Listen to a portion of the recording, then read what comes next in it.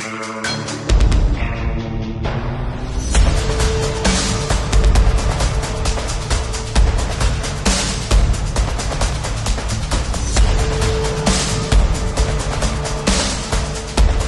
भारत की हवाओं में इन दिनों कोहरे के साथ साथ लोगों का गुस्सा भी तैर रहा है। गुरुग्राम की सड़कों से लेकर राजस्थान के गांव गलियारों तक और अब सोशल मीडिया तक एक ही आवाज गूंज रही है, सेव अरावली, अरावली को बचाओ। नमस्कार, मैं हूं संगीता श्रीवास्तव और खबर प्रधान देख रहे सभी दर्शकों का बहुत बहुत स्वागत है। आज बात करेंगे सेव अरावली को लेकर। अरावली देखिए, राजस्थान के लोगों के लिए कोई पहाड़ नहीं है, कोई पर्वत नहीं है, कोई पर्वत श्रृंखला नहीं है। ये उनकी आन बान और शान है। बलिदान यहाँ कहानी नहीं, रवायत हुआ करती है। खेजड़ी से भरा अरावली राजस्थान की पहचान हुआ करती है। दरअसल सुप्रीम कोर्ट के एक फैसले ने यहाँ के लोगों को सड़कों पर ला दिया है, जिसमें अरावली की सुंदर हरी भरी पहाड़ियों को बचाने के लिए लोग एक साथ आ चुके हैं। कोर्ट ने 100 मीटर ऊंचाई की नई परिभाषा तय कर दी है, तो लोगों को यह फैसला रास नहीं आया। उनका कहना है कि यह फैसला अरावली के लिए सुरक्षा नहीं, बल्कि उसके अस्तित्व पर प्रहार है। यह मुद्दा अब सियासी रंग ले चुका है। इसे लेकर राजनीति भी खूब गर्मा रही है। देखिए, दुनिया की सबसे पुरानी पर्वत श्रृंखलाओं में आती है अरावली पर्वत श्रृंखलाएं। सुप्रीम कोर्ट के एक फैसले के बाद अरावली को लेकर देश भर में बहस तेज हो गई है। आज ये अरावली गंभीर संकट से गुजर रही है। कोर्ट के फैसले के खिलाफ सोशल मीडिया पर #सेव अरावली अभियान तेजी से चलाया जा रहा है। इसमें राजनेता भी शामिल हैं, पर्यावरण के लिए काम करने वाले लोग भी शामिल हैं, साथ में आम जनता भी जमकर विरोध कर रही है। अब सवाल यह है कि अरावली को लेकर ये जो नया विवाद आया है, उस पर सरकार क्या कह रही है और सुप्रीम कोर्ट का ऐसा कौन सा फैसला है, ऐसा कौन सा फरमान है जिसने बवाल मचा रखा है। आज इस वीडियो में बताएंगे आपको। और आगे बढ़ने से पहले इस वीडियो को आप लाइक कर दीजिए और सेव अरावली ट्रेंड के साथ अपने परिचितों को भी शेयर कर दीजिए। चलिए अब बात करते हैं अरावली पर्वत श्रृंखला की। तो जो इतिहास है इसका, उसके मुताबिक ये लगभग 2 अरब साल पुरानी बताई जाती है। इसीलिए इसे भारत की सबसे पुरानी पर्वत श्रृंखला कहा जाता है, जो दिल्ली से शुरू होकर हरियाणा, राजस्थान होते हुए गुजरात तक फैली हुई है। राजस्थान के सिरोही जिले में गुरु शिखर इसकी सबसे ऊंची चोटी है। इसकी लंबाई जो दर्ज है वो है करीबन 650 से लेकर 800 किलोमीटर तक। ये जगह आदिवासियों की बताई जाती है, राजपूतों की बताई जाती है और यहाँ कई ऐतिहासिक किले गवाह रहे हैं अरावली की पर्वत श्रृंखलाओं के। यहाँ तक कि महाराणा प्रताप जैसे शूरवीरों के संघर्ष की दास्तान भी इसी अरावली में छिपी है। पर्यावरण के लिहाज से देखा जाए तो अरावली भूजल को रिचार्ज करने में सबसे ज्यादा मदद करती है, जिससे राजस्थान, हरियाणा और दिल्ली एनसीआर में वाटर बैलेंस बना रहता है। ये पहाड़ियां धूल भरी आंधियों को रोकने का भी काम करती हैं, तो पोल्यूशन से दिल्ली और एनसीआर को भी बचाती हैं। कहते हैं अगर अरावली को जरा सा भी नुकसान हुआ तो पूरे उत्तर भारत में जल संकट और भी ज्यादा गंभीर हो जाएगा।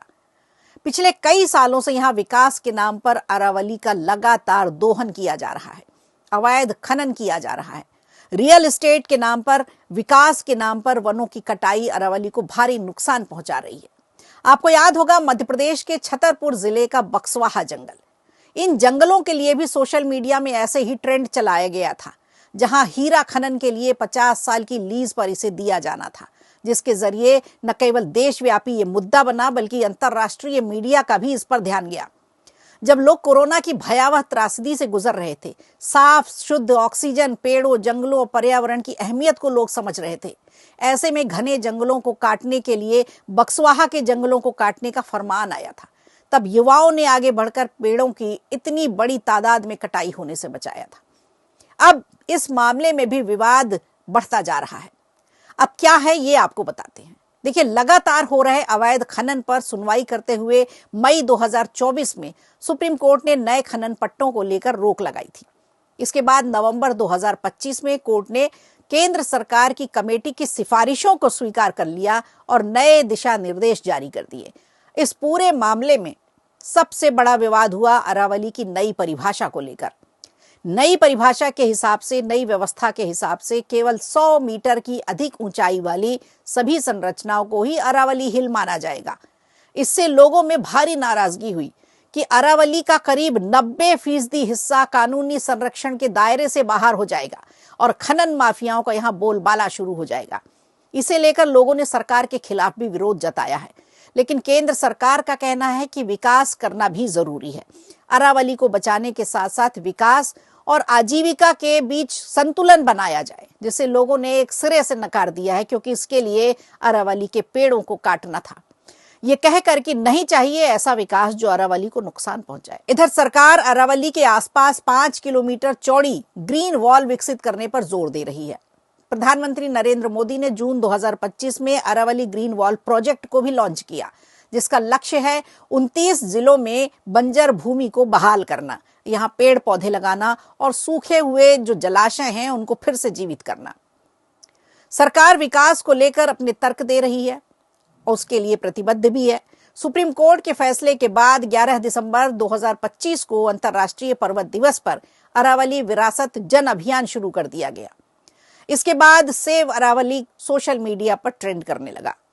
पूर्व मुख्यमंत्री अशोक गहलोत, अजय माकन समेत कई नेताओं ने अपनी प्रोफाइल की तस्वीर बदल दी और इस अभियान का समर्थन किया। जनता भी साथ आ गई।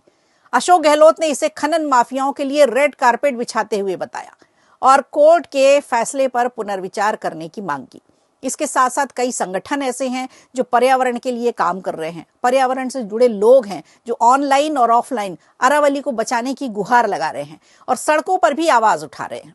उनके मुख्य मांग है कि अरावली की पहचान ऊंचाई के बजाय उसके इतिहास से, पर्यावरण के महत्व से तय की जानी चाहिए, न कि माफियाओं के लिए नए रास्ते खोले जाने चाहिए। बहरहाल अरावली पर आए इस आफत के फैसले पर पूरा उत्तर भारत भड़का हुआ है। 90% लोग पहाड़ियों पर आए संकट से बचाने की गुहार लगा रहे हैं। ये पर्वत श्रृंखला रेगिस्तान को रोकने वाली हरी भरी दीवार है जो बारिश के पैटर्न को भी संतुलित करती है। अब सवाल सिर्फ अरावली का नहीं है, बल्कि उत्तर भारत के भविष्य का भी है। लोग पूछ रहे हैं कि क्या विकास के नाम पर हम अपनी आखिरी ढाल भी खो देंगे?